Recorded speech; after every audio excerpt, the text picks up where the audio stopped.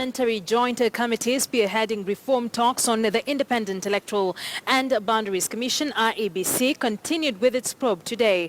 The committee has this morning received a submission from the Director of Public Prosecutions, Keriako Tobiko, with more submissions still expected, including one from the National Cohesion and Integration Commission, NCIC.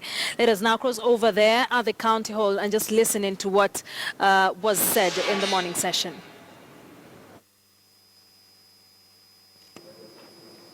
And I think, this is Parliament. And even a young kid who misses class would have to give a better reason. And we are sitting almost in a quasi-judicial manner. So be free to tell us where you are and why you couldn't come. Mr. Chairman, with the extra pressure, indeed I was out of town on Thursday, but I can extend that explanation to say that part of the reason I was out of town was a period of recovery from the shock that I was suffering, given the very heavy attention that I received over that week and the period before that, and indeed that attention extending to this time with a number of allegations that have been made against my person and those of the people associated with me.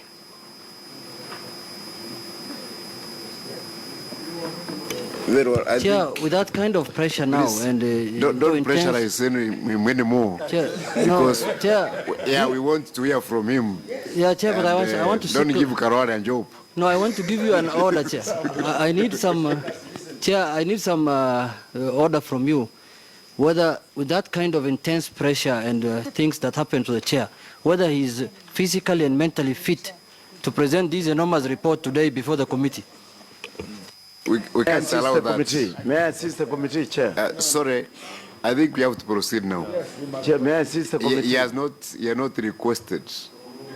So you seem to know more than he knows. Chair, may I assist? Maybe Arwale would have asked that question. May I assist the committee, Chair? Please, let's make progress. And Honorable Mudama, is it a point of order? Or? I'm just trying to assist, Chair, the committee. No, but... on a point of order, Chair. Okay. Chair, it is an open matter and very clear that EACC came here with a report which was not complete. So whether the chairman was there or not there, nothing could have proceeded because we sent it back to come with a complete report. So let us start from there. What happened last week is very, very relevant. Yes. And Jeanette, you are so guided, Honorable Jeanette. Okay, Chairman, proceed. Thank you, co-chairs, honorable members. Now, what I'll proceed to do is to share with you highlights from this report,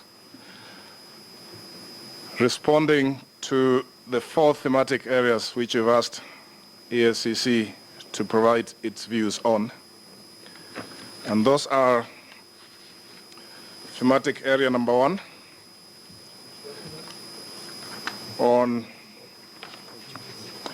which is on page 1, allegations touching on the credibility, impartiality, integrity, and independence of IEBC commissioners and the Secretariat. Thematic area number 2, on page 2, Roman, views on vacation of office by the commissioners and the Secretariat based on the findings in thematic area number 1. Thematic area number 3, views on composition, appointment, terms of service, and removal of commissioners and Secretariat. And finally, our views, recommendations to strengthen legal, policy, and the institutional framework so as to improve the electoral processes.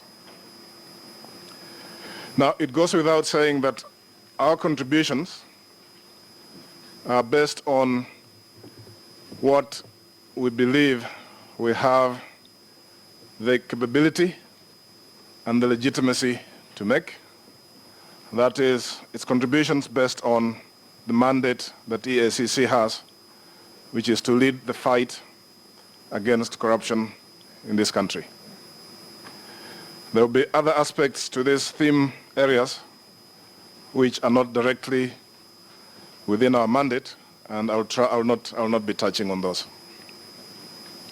Now, in terms of how we're going to make the presentation, or the highlight for that matter, is I will tackle each of the thematic areas, basically highlighting what we would like to share. And in doing so, I'll be inviting my fellow commissioners who, when they are invited, they'll introduce themselves and make the additional interventions. And indeed, the Secretariat, to the extent that we want them to embellish on any point, they will introduce themselves and embellish that point. We exhaust each of the theme areas, and then we move on to the next. So, co-chairs, honorable members, what I'd like to do then is look at thematic area number 1, which asks us to comment and offer views on allegations touching on credibility, impartiality, integrity, and independence of IEBC commissioners and Secretariat. Now, we've looked at this in the following way. Terms, credibility, impartiality, integrity, and independence are very heavy terms. And I'm not speaking for EACC here in a capacity that will be telling you, as this select committee, that Commissioner X, Y, or Z was either not credible, not impartial, or lacked integrity, or was not independent, because the work we do, our mandate indeed, does not enable us to make judgments of that type. What I'll, however, do is to provide you with information deriving from what we have in our possession as an anti-corruption institution, and indeed I will refer to the work that other people also do, relying on our own work. Number 1, the EACC received around about 30 complaints related to the election process of 2012-2013. These were complaints touching on the IEBC as a commission,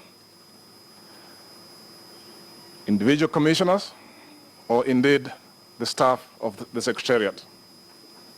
And as you will see in that summary, 4 of those 30+ cases or complaints have been investigated, and the results have been shared with the DPP, who, in the case of 3 recommendations, he agreed with us, and we have got cases before the courts.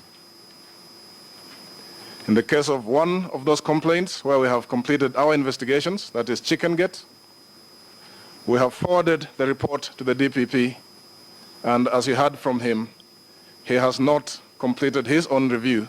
So what is out in the public domain is what EACC has stated, but remember that we are part of the justice chain, and our recommendations, our offering, our output is also an input into somebody else's piece of work. So as you think about what we have said, and as you reflect on what the DPP has said, please bear in mind that that is an ongoing process under our laws. The second point I'd like to share, arising from our experience from 2012-2013 and the reports we have got, is that 14 of those 30+ reports relate to procurement and use of the biometric voter registration system. It's a BVR system that we're all familiar with, and the electronic voter identification devices. 14 out of nearly half of the cases were to do with that. The important theme there is, a lot of it has to do with procurement.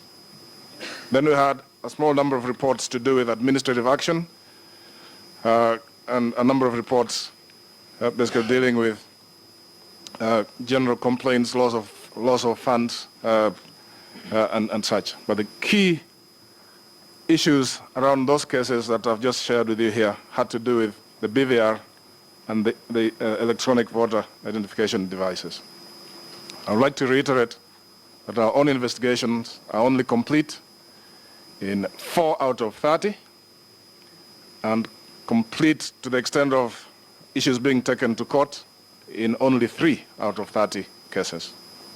I'll make a point presently as to why I'm emphasizing that point. In order to form views around credibility then, one is looking to see this process, this justice process completed, because a person is not guilty until the process that establishes guilt, credibility, integrity, or until that process is complete. Remember, up until now, and even up to when we go to court, we're dealing with allegations. Up to a point, we're dealing with a case which has been framed. There's evidence, there's arguments on one side or the other. So, co-chairs, in terms of what EACC can contribute on credibility and impartiality, integrity, independence of commissioners and secretariat staff, I would like to put it at the point that yes, we have got the allegations. They touch on individuals, but those allegations are just that in 26 out of the 30. They are slightly stronger in 4 out of the 30 because investigations have been done and a court process has commenced in the case of 3, and a little stronger also in the case of Chickengate because our investigations are complete, but the DPP has yet to be heard on the issue. Now, I would like to invite Commissioner Manika Choka, who is a lawyer on the Commission and a commissioner in his own right, if he has any further points he would like to add on theme area number 1. And if Bwana Mubea, who is Deputy CEO, also a lawyer with the Commission, if they've got any more to add on theme area number 1. And thereafter, co-chairs, I would want us to kind of take a pause there for you to raise any specific issues on theme area number 1. Then we can tackle number 2, if that works for you. No, you'll do the entire report. Or if that works better, we can do the entire report. Thank you. Yeah. I'm guided. Yeah.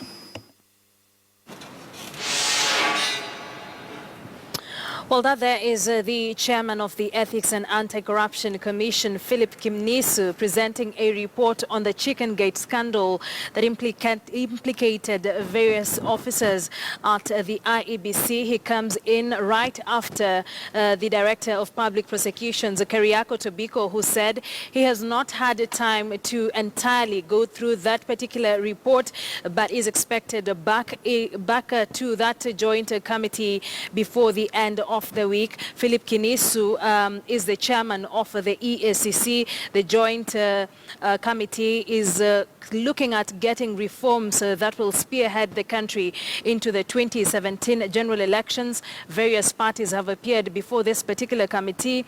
We saw religious leaders take the stand. The very first group that appeared before this joint committee, the Attorney General as well. The DPP is expected in. The EACC currently giving out its report on the Chickengate scandal. Remember, there was also a probe there by the Justice and Legal Affairs Committee that pretty much let Isaac Hassan, the chairman of IEBC, who is also at the center stage of this particular scandal, he was let off the hook by the Justice and Legal Affairs Committee. But right now, to just understand what is going on with the IEBC, the country has about 14 months roughly to get into the general elections, with the Justice and Legal Affairs Committee having finished its investigation, so to speak. We have this joint committee also having its investigations. What is in stake for the country, and what is at stake for the country? Beg your pardon. Let's now join Dunstan Omari, who is a political analyst, joining us from our city center studios to just understand the IEBC issue. With just 14 months to head into the general election, what kind of scenarios do we expect to see? Thank you very much for joining us on News Desk, Dunstan. Good afternoon. The Joint Select Committee there continuing with its investigations. We had different views from the Justice and Legal Affairs Committee. We have roughly 14 months into a general election. Do you see us going into the 2017 general election with baggage given the happenings as we speak? Thank you very much, and viewers, welcome to this news. The item on IEBC is very sensitive in that Kenyans know what happened in the year 2007 during the post-election violence.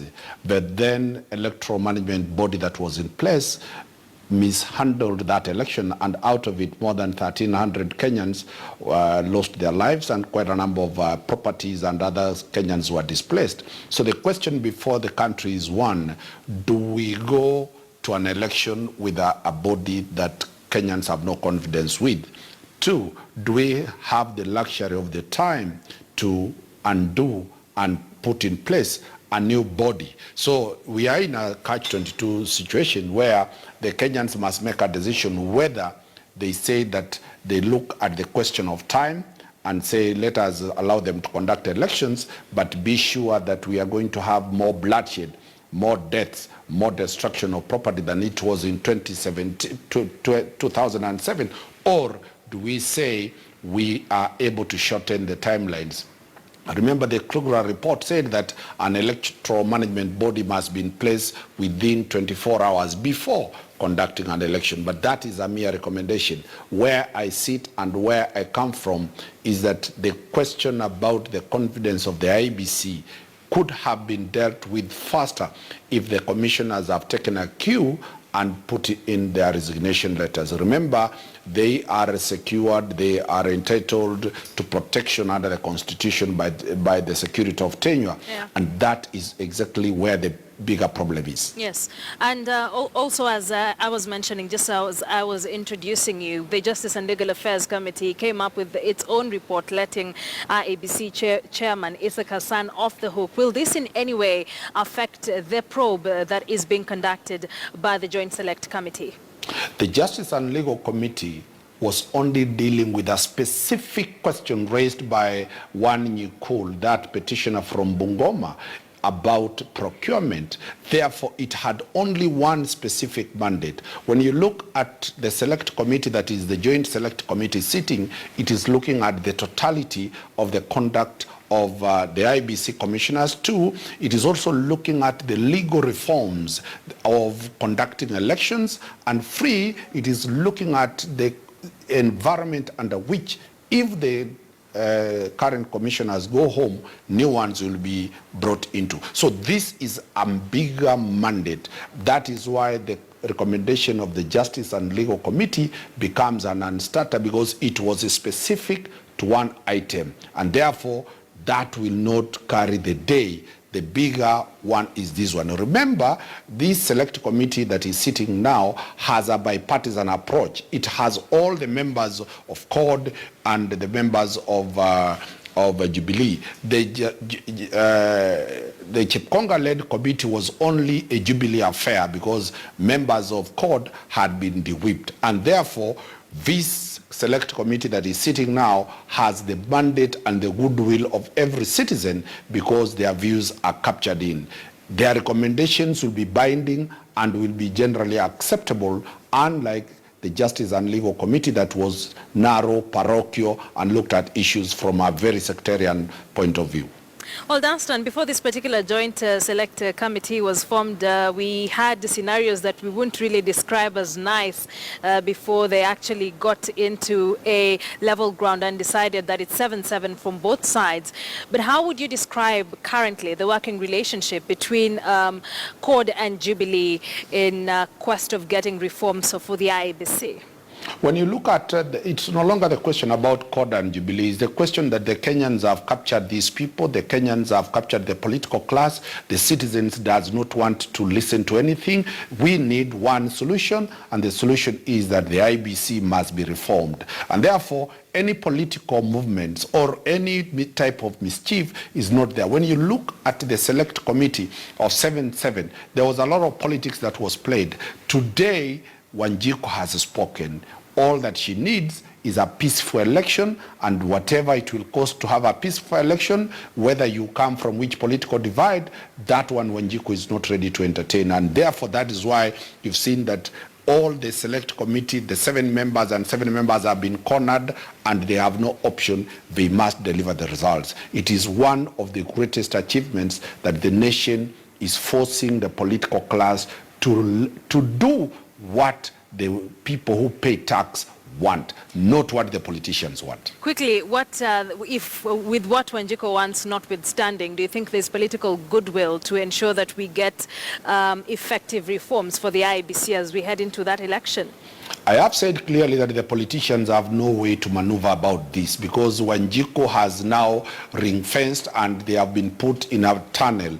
They are walking in a tunnel and they have no way to go back. They have no way to go forward. They must proceed the journey that Wanjiku wants. It was by bloodshed. 5 Kenyans were shot dead during the demonstrations. A lot of property was destroyed. All sectors, both nationally, globally, and everywhere, there was a consensus that this is what we need. Remember, this is the type of situation that happened when the Constitution of Kenya came to fruition on the 27th of August, the year 2011, when everybody said, to hell with what you are saying, we need a constitution. All right, thank you very much. Dunstan Umari, the political analyst, saying the political class pretty much does not have a choice but to deliver IEBC reforms to Kenyans as they head into an electioneering period in 2017.